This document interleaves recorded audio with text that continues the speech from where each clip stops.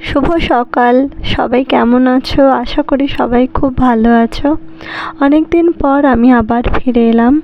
আজকের দিনটা আমার কাছে একটু স্পেশাল, কারণ বিয়ের পরেই প্রথম আমি ব্লগ করছি। আর আজকে জামাই ষষ্ঠী, শুভ জামাই ষষ্ঠী। সকাল সকাল উঠে নিজের কাজকর্ম সেরে এসে দেখি বর তার কাজ নিয়ে ব্যস্ত। ওকে একটু তাড়া দিচ্ছি, কারণ একটু পরে আমাদের বেরোতে হবে।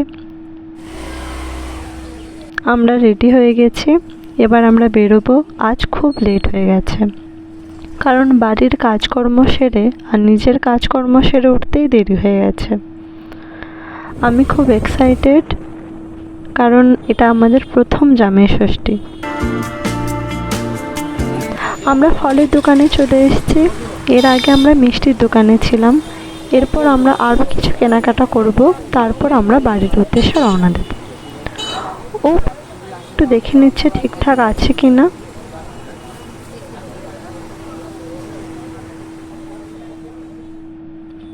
ব্যাস, আমাদের প্রায় সব কেনাকাটা হয়ে গেছে। এবার আমরা বাড়ির উদ্দেশ্যে রওনা দিয়েছি। গল্প করতে করতে আমরা প্রায় চলে এসেছি। এই যে আমার বাড়ি। মা অনেকক্ষণ ধরেই ফোন করে যাচ্ছিল, আমরা তখন রাস্তায় ছিলাম। খুব লেট হয়ে গেছে।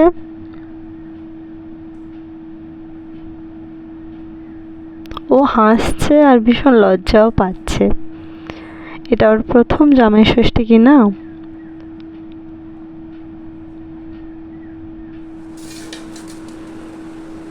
আমরা এবার টিফিন করতে বসছি।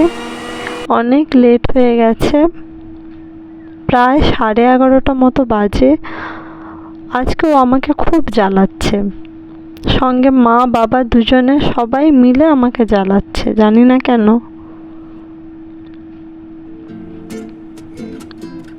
এই যে এত কিছু আয়োজন করেছে মা, নিজের হাতে একা হাতে এত সুন্দর করে সাজিয়েছে মা।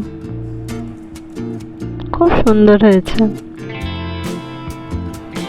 দুজনেই এবার রেডি। এবার জামাই ষষ্ঠী পর্ব শুরু হবে। শুরু হয়ে গেছে।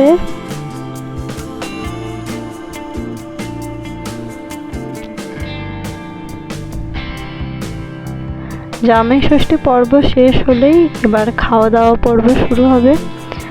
আলু ভাজা, বেগুন ভাজা, পটল ভাজা, ঢ্যাঁড়স ভাজা, মাছ ভাজা, মাংস, এত কিছু আয়োজন করেছে মা। আমার বর তো ঢের খায়। যাই হোক, ভিডিওটা আজকের মতো এই পর্যন্ত। ভালো লাগলে লাইক, শেয়ার এবং সাবস্ক্রাইব করতে ভুলবেন না। টাটা।